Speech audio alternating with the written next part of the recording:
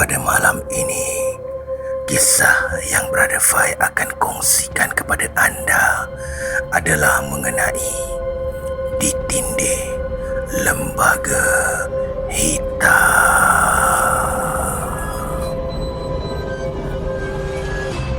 Ketika itu, dini hari, Ishak yang sedang tidur lena tiba-tiba didatangi sesuatu lembaga hitam yang dipenuhi bulu. Sepantas ia datang, sepantas itu juga ia menerkam dan menindihnya. Ishak yang berusia awal 20-an tidak mampu berbuat apa-apa. Dia cuba membuka mata dan bangun, tetapi gagal. Seluruh tubuhnya bagaikan ditindih satu beban yang amat berat. Kelopak matanya tidak berupaya dibuka walaupun sedikit pun. Nafasnya sesak, dadanya seperti dihempap sebongkah batu. Ishak tidak dapat bersuara. Ceritanya tersekat di kerongkong. Hanya perasaan saja yang meronta-ronta, sedangkan setiap inci tubuhnya tetap kejang dan kaku.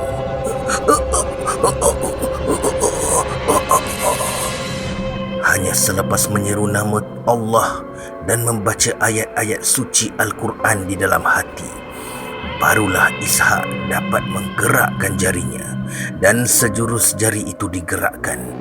Beban yang menindih tubuhnya juga serta-merta hilang. Ishak segera bangun, tubuhnya berpeluh. Pemuda itu melihat sekeliling. Hanya dia seorang di atas katil. Lembaga itu gaib entah ke mana. Ishak adalah kenalan lama saya dan kini berusia awal 50-an.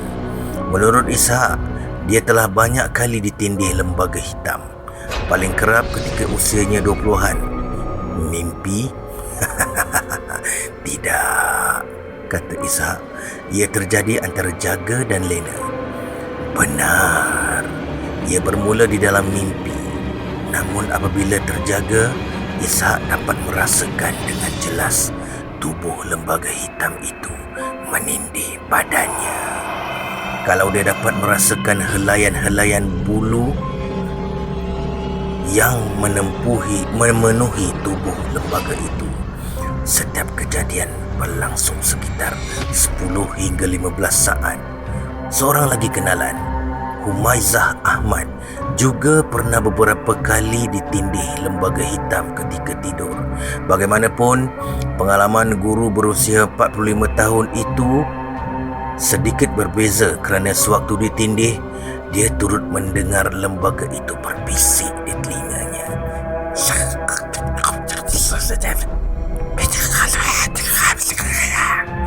Namun dia tidak dapat memahaminya.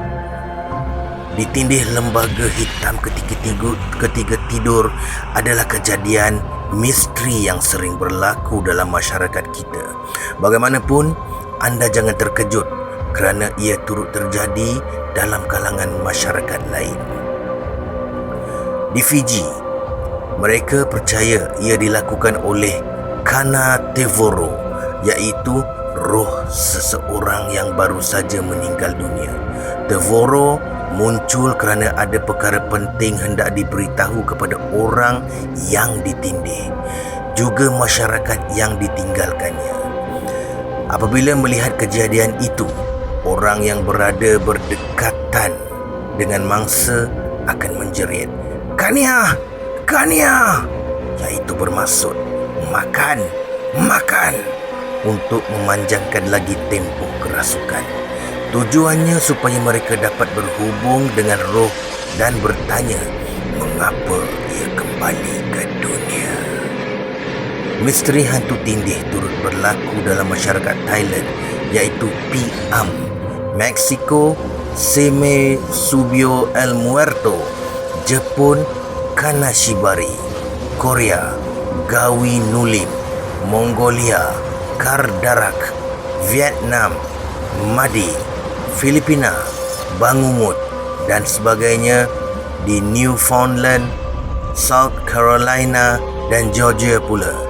Masyarakat di sana mengatakan gangguan itu disebabkan oleh syaitan bernama Hag, manakala di New Guinea mereka percaya ia dilakukan oleh Suk Nimyo, iaitu pokok yang dianggap suci dan hidup dengan memakan semangat manusia.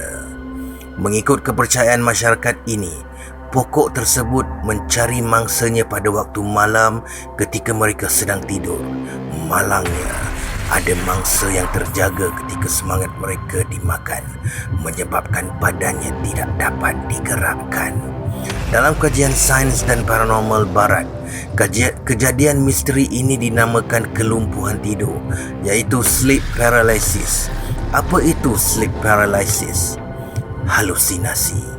Ia merujuk pada ketidakmampuan kita untuk bergerak ketika sedang tidur ataupun ketika bangun tidur.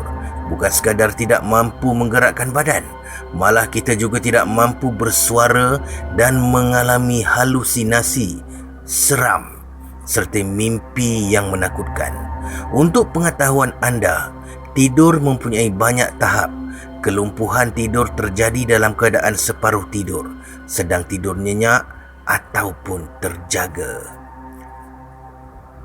Fasa tidur rapid eye movement, mata berkedip dengan pantas, adalah tahap tidur yang paling lena. Ketika ini, jantung berdegup perlahan, otot dalam keadaan yang sangat lemah, manakala otak melakukan hal-hal yang mengarut serta di luar kawalan. Pada tahap inilah mimpi terjadi dan kita dapat merasainya dengan jelas sekali. Kita mahu menjerit dan melepaskan diri daripada jelmaan-jelmaan yang menakutkan. Namun setiap sendi dan anggota tubuh tidak mampu digerakkan.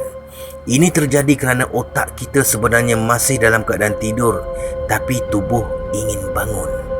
Ketiadaan hubungan, iaitu disconnection antara otak dan tubuh, inilah yang menyebabkan tubuh kita terasa lumpuh. Sebuah kisah misteri lewat malam sekitar tahun 1997. Ishak Ahmad yang bekerja sebagai penjaga rumah api di Port Dickson, Negeri Sembilan, merebahkan badan di atas katil bujangnya. Di tingkat atas rumah api tersebut, sedang lena dibuai mimpi, Ishak tiba-tiba terjaga. Dia terasa seperti ada seseorang meletakkan tangan di atas dadanya. Tangan siapa pula yang mendakap dadanya itu? Seingat Ishak, dia tidur seorang diri. Ishak cuba membuka mata, namun kelopak matanya tidak mampu diangkat. Mujurlah tangannya boleh digerakkan. Lantas jari jemari Ishak meraba-raba tangan yang sedang memeluknya. Halus, lembut, jarinya runcing. Tangannya terus merayap. Kali ini Ishak dapat merasakan muka seseorang yang baring di sisinya. Kulitnya halus, hidung mancung dan bibirnya mongel. Ishak juga dapat merasa helaian-helaian rambut yang panjang mengurai. Sah, perempuan. Dada Ishak berdebar. Takut ada, seram pun ada. Ingin Ishak melihat wajah perempuan yang begitu gairah memeluknya pada waktu malam begitu. Tetapi dia bimbang pula akan berlaku sesuatu yang tidak diingini. Ishak terus meraba. Tangannya menjalar ke bawah lagi, ke dagu, leher, bahu dan dada. Dia mula berasa seronok. Tangannya merayap ke bawah lagi, ke pinggang, kemudian punggung, dan tetapi sebelum sempat Ishak mencuit kawasan larangan itu, perempuan itu berkenaan mengeratkan pelukannya. Terasa ada dua bonjolan segar dan lembut melekap ke dadanya.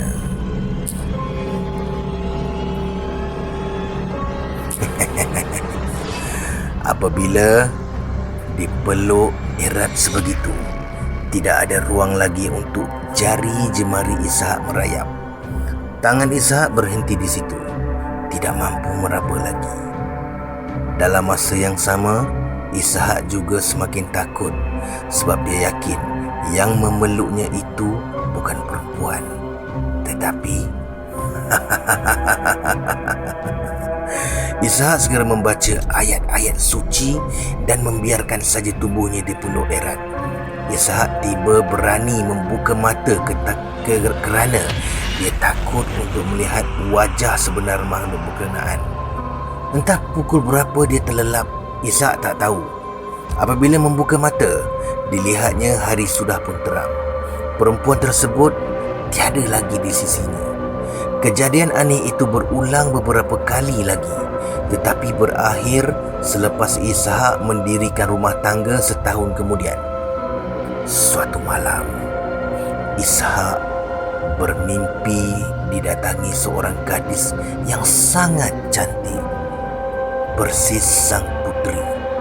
Gadis itu berdiri di depan pintu rumah api sambil menundukkan mukanya. Sampai hati abang tak pernah nak tegur saya.